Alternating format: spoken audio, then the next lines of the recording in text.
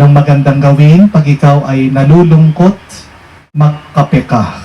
Magkape, hindi lang po yung iniinom, pero spell kape, A-A-P-E.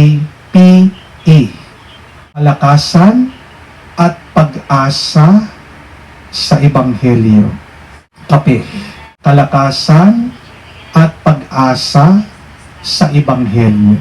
Ang bibigay sa atin talaga ng lakas para pagpatuloy ay ang salita ng Diyos. Sa mabuting balita yan. Alam ko mahirap maging masaya, mahirap na magpatuloy na walang direksyon. Meron nang iniwan sa atin ang Diyos sa utos, kanyang kagustuhan.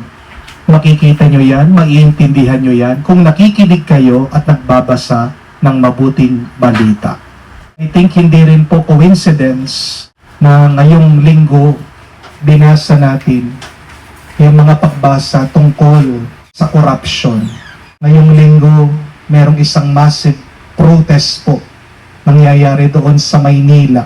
Pero sabi ko nga, wag lang tayong magmarcha, wag lang tayong magsisigaw, pero unahin natin sa pagbabago ng ating mga kalooban. Kita niyo po, paalaala, yung mga pagbasa natin na may kapalit ang corruption. Mga corrupt ay mapaparusahan din.